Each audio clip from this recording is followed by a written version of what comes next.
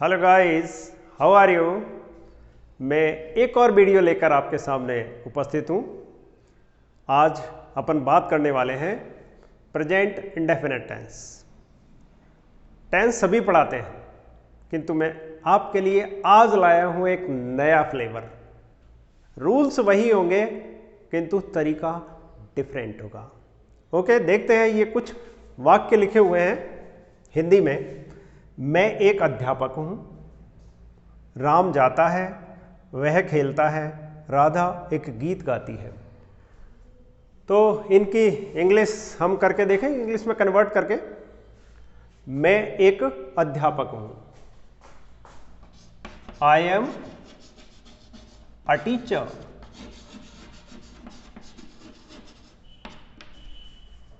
ठीक है, आगे भी मैं करता जाता हूँ कुछ। राम जाता है,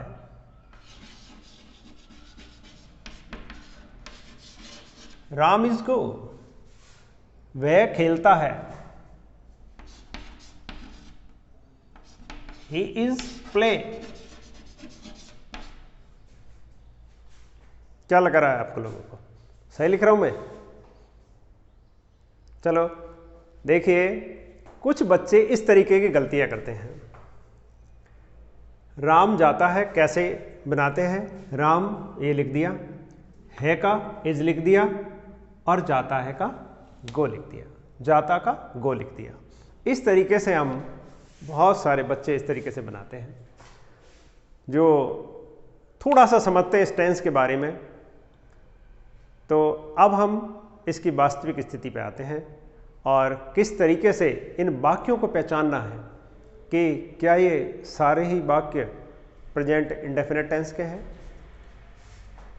हिंदी में पहचान हम करते हैं, ता है, ते है, ती है, आता है अंत में। किंतु कुछ वाक्य ऐसे भी होते हैं जिनके एंड में ता है, ते है, ती है नहीं आते, किंतु फिर भी वो प्रेजेंट इंडेफिनिट टेंस के होते हैं। देखो, मैं एक अध्यापक हूं, नहीं है इसमें। राम जाता है, इसमें है। वह खेलता है, इसमें भी ता है, ते है। राधा एक गीत गाती है, इसमें भी है।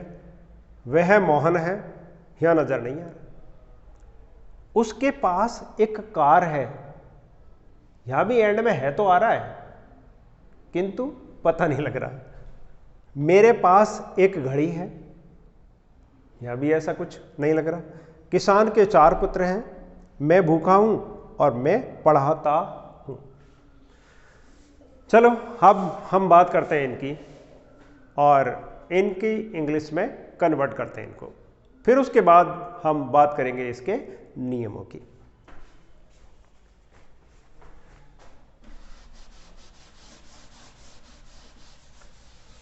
पहला, आई एम अ टीचर। दूसरा, Ram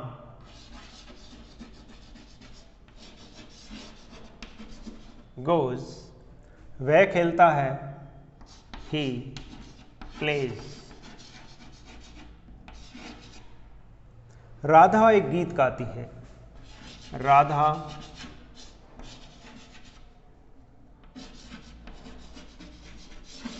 sings a song.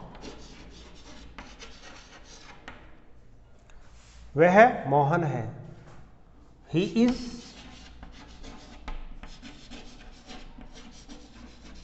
Mohan. उसके पास एक घड़ी है, he has a watch।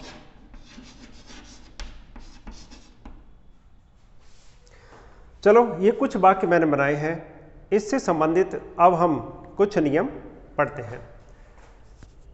हम प्रेजेंट सिंपल टेंस को 2 भागों में बांट के पढ़ सकते हैं। पहला, एक्शन और नॉन एक्शन। एक्शन पहला, दूसरा नॉन एक्शन। एक्शन का मतलब होता है क्रिया, वर्ब।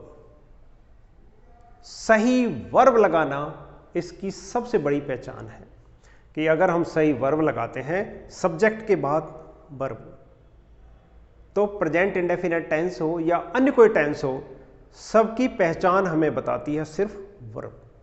अगर वर्ब को हमने सही लगा दिया तो हमारा टेंस बहुत हद तक सही हो जाता है। तो इसकी कुछ बात कर लें अपन। एक्शन, एक्शन का मतलब वर्ब, आना जाना, खाना पीना, सोना, दौड़ना भागना, सब क्या है? क्रिया है, वर्ब। और ये अब इस पे ध्यान रखें कि सिंगुलर यदि है, एक वचन करता है, तो एक वचन कर्ता के साथ एस या ईएस वर्ब में लगाया जाएगा। और यदि प्लूरल है तो वर्ब अपने फर्स्ट फॉर्म में आएगी। फर्स्ट फॉर्म मतलब, फर्स्ट फॉर्म को बेस फॉर्म या डिक्शनरी फॉर्म भी कहते हैं। डिक्शनरी में आपको जो मीनिंग मिलेंगे वो सब इस फॉर्म में ही दिए गए होंगे, वर्ब की फर्स्ट फॉर्म। और इसमें एस या ईएस लगाते हैं तो वर्ब का रूप, हम बात करेंगे वर्ब के, थोड़ी सी जानकारी मैं तुम्हें दे दूं कि वर्ब को अब तक हम 3 रूप में देखते आए हैं, first form, second form and third form. किंतु कम से कम 5 इसकी फॉर्म होती है। एस या ईएस रूप भी इसका होता है और एक आईएनजी रूप भी वर्ब का होता है। तो आज हम प्रेजेंट इंडेफिनिट टेंस देख रहे हैं, इसलिए हम इसकी बात करेंगे। अब देखिए, यहाँ हम बात भी करते जाते हैं कि एक्शन की अगर हम बात करें तो कुछ इसमें एक्शन के लिखे हुए हैं और कुछ नॉन एक्शन के भी लिखे हुए हैं। तो अब हमें ये पता होना चाहिए कि एक्शन के कौन से हैं और नॉन एक्शन के कौन से छांटते हैं। मैं एक अध्यापक हूं, यहां कोई क्रिया नहीं है अंत में, इसका मतलब नॉन एक्शन का है। राम जाता है, यहां पता लग रहा है ता है, ते है, ती है, जहां भी एंड में आता है तो क्रिया वाला ही होगा। तो ये क्रिया इसमें आएगी, राम जाता है। वह खेलता है, इसमें भी क्रिया आएगी। राधा एक गीत गाती है, क्रिया सबसे अंत में, क्रिया की सबसे बड़ी पहचान है हिंदी में कि आप वाक्य के अंत में जाओ, वहां आपको क्रिया मिलेगी। वह मोहन है, यहां क्रिया नजर नहीं आ रही मुझे, इसका मतलब नॉन एक्शन का है। उसके पास एक कार है, यहां भी कोई क्रिया नहीं है। मेरे पास एक घड़ी है, यहां भी नहीं है। किसान के 4 पुत्र हैं, मैं भूखा हूं और मैं पढ़ाता हूं, यहां तो क्रिया है, किंतु कुछ वाक्य ऊपर लिखे हुए हैं। अब इनमें भी कुछ बहुत अलग है कि एक्शन के तो हमने देखे ता है, ते है, ती है आते हैं, किंतु नॉन एक्शन के भी 2 पार्ट अगर हम इसको समझ के करें तो बहुत आसान हो जाता है। पहली बात अगर हम करें तो इसमें इज आर एम का प्रयोग होगा, नॉन एक्शन में इज आर एम का प्रयोग होगा। किंतु ध्यान रहे, जब कोई अपनी स्थिति बताए, पद बताए तो, या अपनी कोई अन्य विशेषता बताए तो इज आर एम का प्रयोग किया जाता है। किंतु ध्यान रहे, अगर कोई अपनी पजेशन बताता है, अपना अधिकार बताता है, अधिकार में कहता है कि मेरे पास एक कार है, मेरे अधिकार में एक कार है, मेरे पास एक घड़ी है, ये हैज और हैव का प्रयोग इनमें किया जाएगा। तो नॉन एक्शन में 2 तरीके के हुए, इज आर एम का भी प्रयोग होगा और हैज हैव का भी प्रयोग होगा। अब आपको यह समझ में आएगा कि ये वाक्य किस तरीके के लिखे हुए थे और हम इन पे अब एक एक पे डिस्कस करते हैं। मैं एक अध्यापक हूं, आई एम अ टीचर, आई के साथ एम लगेगा क्योंकि सिंगुलर ही, सी, इट या कोई नाम है, इसके साथ एस या ईएस क्रिया में लगेगा। किंतु अगर प्लूरल है तो वी, दे, इस तरीके की अगर है प्लूरल तो उसमें क्रिया में एस या ईएस नहीं लगेगा। I am a teacher, Ram जाता है, राम एक वचन है और इसमें गो में ईएस लगाया। अब थोड़ी सी जानकारी मैं इसमें भी दे दूं कि ईएस किस में लगाया जाता है, बाकी सब में तो एस लगा देंगे, किंतु ईएस किस में लगाया जाता है? जिस क्रिया के अंत में OI, XI, SH, CH, इस तरीके का SS, इस तरीके के अगर वाक्य आते हैं तो ध्यान रहे उन सभी क्रियाओं में ES लगाते हैं और बाकी की जो बची क्रियाएं सब में S लगाते हैं। तो यहां भी देखिए गो, O आ रहा है, इसमें क्या लगाएंगे? ES। ओके, आगे देखते हैं। वह खेलता है, ही एक वचन है, प्ले का S लग जाएगा, ही प्लेज। राधा एक गीत गाती है, राधा एक वचन है, sings a song, Radha sings a song. वह मोहन है, ये नॉन एक्शन है। अब देखिए यहां कोई अधिकार नहीं बता रहा, अपनी पोजेशन में कोई अगर बात बताता है तो हम हैज हैव का प्रयोग करेंगे, नहीं तो इज एम आर का प्रयोग करेंगे। वह एक वचन है तो ही के साथ किसका प्रयोग होगा? इज। ही इज मोहन, वह मोहन है, उसके पास एक कार है। यहां पोजेशन का पता लग रहा है हमको कि कहीं न कहीं पोजेशन है, इसमें अधिकार की बात हो रही है कि मेरे पास एक कार है, उसके पास एक कार है। अब यहां थोड़ा सा ध्यान दें कि उसके का सब्जेक्ट क्या होगा? सब्जेक्टिव रूप लेके आएंगे ना, क्योंकि उसका हिज कोई सब्जेक्टिव रूप है क्या? इसका पजेसिव रूप है, तो सब्जेक्टिव रूप क्या होगा इसका? ही। तो ही अब एक वचन है उसके, he has a watch, he has a car, he has a car. Okay, अगले देखिए, मेरे पास एक घड़ी है। यहां भी पोजेशन की बात हो रही है, अधिकार प्रकट हो रहा है। तो या मेरे, माई लिखूं क्या? नहीं, बल्कि इसका सब्जेक्टिव रूप क्या होगा? आई। तो आई के साथ किसका उपयोग होता है? Have. I have a watch.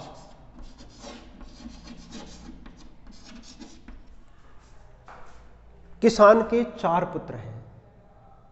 देखिए यहां किसान, फार्मर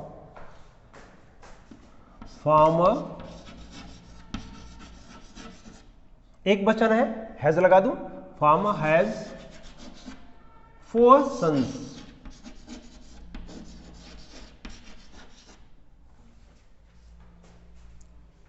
मैं भूखा हूं। क्या इसमें पोजेशन का कुछ आ रहा है? लग रहा है कि पोजेशन में है? नहीं, बल्कि मैं भूखा हूं विशेषता बताई जा रही है, तो इस आर एम का प्रयोग होगा। I am hungry.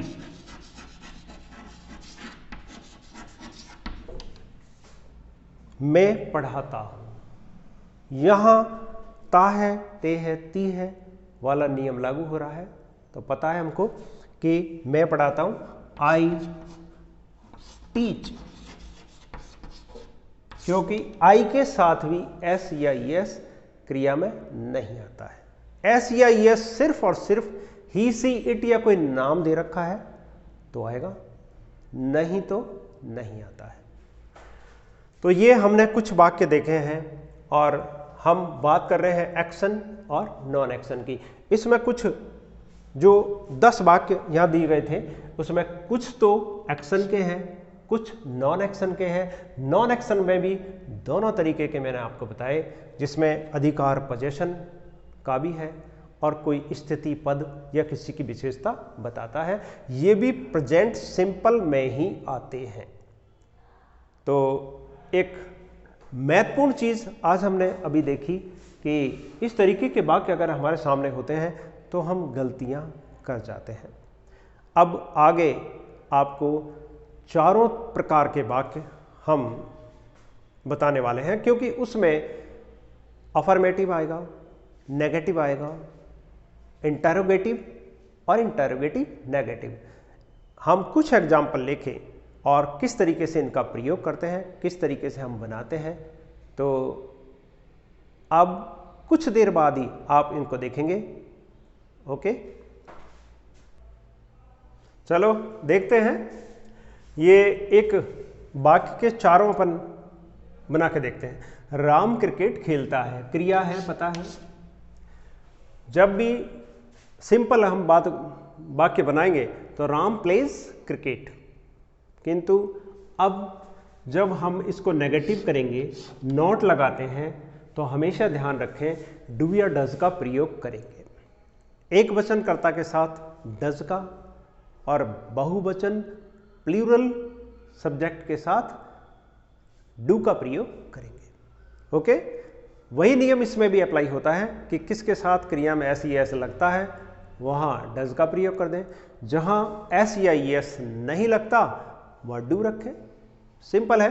देखो, राम डज नॉट, राम एक वचन है, सिंगुलर है, सिंगुलर के साथ डज का प्रयोग होगा, तो इसके जस्ट बाद कोई भी स्ट्रक्चर याद करने की जरूरत नहीं है, क्योंकि स्ट्रक्चर से रटने का सिस्टम होता है। समझिए इस बात को कि राम सब्जेक्ट है, उसके बाद डू या डज लगाएंगे, उसके बाद नॉट लगाएंगे और एज इट इज वहां लिख देंगे। किंतु ध्यान रहे, सबसे महत्वपूर्ण चीज यह है कि डू या डज का प्रयोग होने के बाद क्रिया अपने वास्तविक रूप में आएगी, वर्ब की फर्स्ट फॉर्म में ही आएगी, ये ध्यान रखें। आगे देखिए, क्वेश्चन मार्क बनाने के लिए जब हम इंटरोगेटिव सेंटेंस बनाते हैं तो कुछ नहीं करना, हमको कुछ भी नहीं करना, सिर्फ ये डू या डज जो सब्जेक्ट के बाद है उसको पहले ले आना है। इधर डज को हम ले आए यहाँ, तो डज आ गया, राम एज इट इज आ जाएगा, नोट हटा देंगे हम, अभी अगले सेंटेंस में देखेंगे। तो does Ram play cricket, simple है। और फोर्थ और अंतिम है डज राम, जो हमने नॉट इसको एज इट इज, देखिए नॉट प्ले क्रिकेट, यहां भी नॉट प्ले क्रिकेट। तो स्ट्रक्चर के चक्कर में मत रहिए, क्योंकि स्ट्रक्चर उस समय तो आपके सामने होता है, तब हम स्ट्रक्चर को देख के और सेंटेंस बना लेते हैं। नेगेटिव है, इंटरोगेटिव है, इंटरोगेटिव नेगेटिव है, जैसा भी है, किंतु परेशानी वहां होती है जब हमारे सामने स्ट्रक्चर नहीं होता। तो समझिए। ओके, अब इसके एडवांस यूजेज के लिए हम नेक्स्ट वीडियो में मिलेंगे। Okay, bye. सब लाइक करें, शेयर करें, सब्सक्राइब जरूर करें और बेल आइकन दबाएं, जिससे आगे के मेरे अपडेट और नोटिफिकेशन आपको मिलते रहें। बाय।